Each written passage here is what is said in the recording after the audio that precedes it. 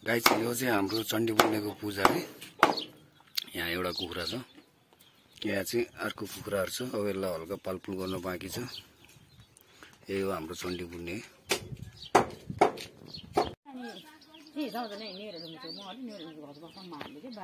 ल गाइस यहाँ चाहिँ हैन पकाइ कार्यक्रम भइराखेको छ है, हेर्न सक्नुहुन्छ।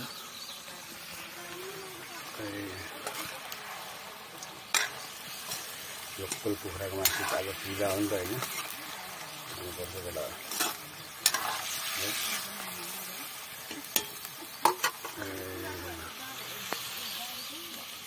गाइस। यो चाहिँ हाम्रो चण्डी पुर्णेमा पूजा गरेको 6 वटा कुखुराको टाउको। यो चाहिँ सिर्फ हाम्रो घरको जानले मात्रै खान मिल्छ, अरू कसैले मिल्दैन। अहिले पकाइरहेको छु हैन, चट्ट पकाएर यसलाई चाहिँ अहिले एकछिनपछि पाकिरहेपछि अब पाक्न लागिसकेको। अब झोल सुकाउन बाँकी छ, अलिकति सुक्खा गरेर खाने। यसलाई चाहिँ चट्टा 3 पानीसँग चिरिक्कै पारेर झोल र मासु भात मजाले खाएर चण्डी पुर्णे मनाउने विचार गरेको छ। हेर्नु है त ब्लग। दाउरामा बनाएको फेरि स्वादै अर्को हुन्छ कि, कतिपय मान्छेहरूले ख्याल गरेको छ छैन है। गाइस यो चाहिँ भात रहेको छ।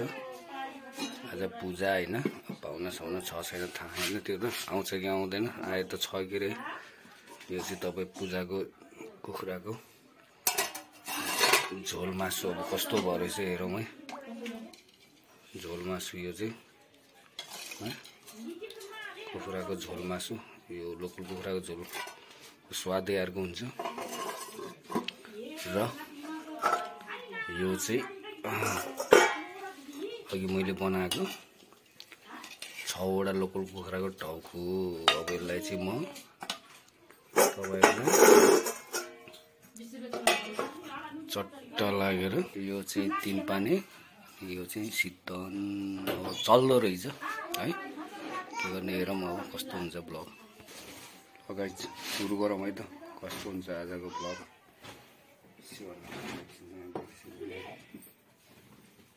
सिधै तल चढाउनु पर्दैन रहेछ सुरु गर्नु।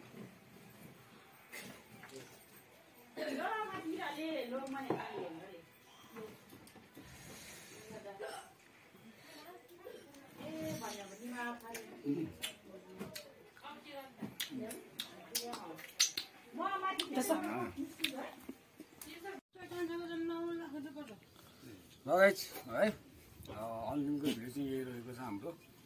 यो चाहिँ अब कुखुराको टाउको भयो। मैले पकाउने बेला तपाईँलाई दिएको थियो। अनि यो चाहिँ झोल मासु भयो। अब भात खाना सुरु गरौँ है।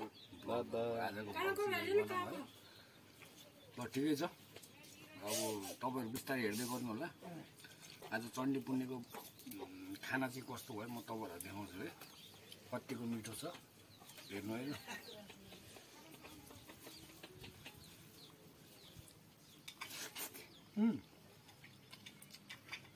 आहा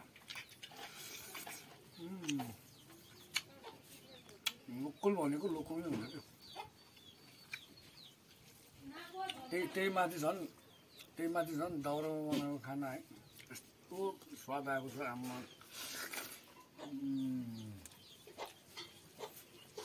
आहा यस्तो पूजाहरू चाहिँ, यस्तो चण्डी पुर्णे पूजाहरू के पूजाहरू चाहिँ छिनछिनमा आइरहेको है, सधैँ मासु खान पाइरहेकोस्। खाना चाहिँ अति मिठो क्या आम्मामा।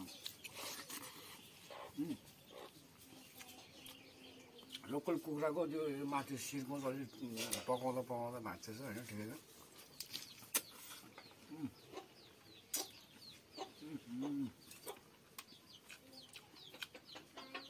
यो चाहिँ अघि तपाईँलाई मैले ठुलो कराईमा बनाएको थिएँ, यो चाहिँ झोल बनाएको थिएँ है।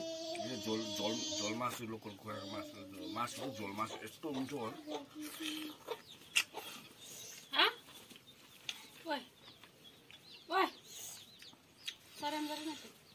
होइन लोकल कुखुराको चाहिँ सबभन्दा झोल नै टेस्ट हो कि।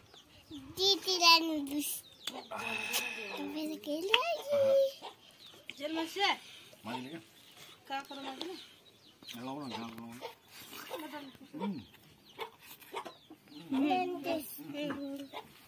अलि आउनु न अलि यहाँ आइज ल यहाँ त पनि भ्लगमा दिदी बाबा खानु हाँ दुध खानु के दुध जुस त खाएको त खानु दुध तार त खानु त्यो त हाई भन्दै त्यो त हाई भन्दै हाई हेलो भन्नु हाई मम्मा खाछु जुस खाछु काँक्रो पनि छ साथमा गाईको करेम परम करेम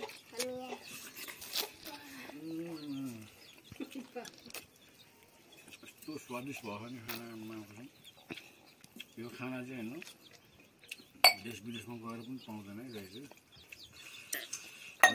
पर्छ सबै कुराको खाना चाहिँ खतरा मिठो भयो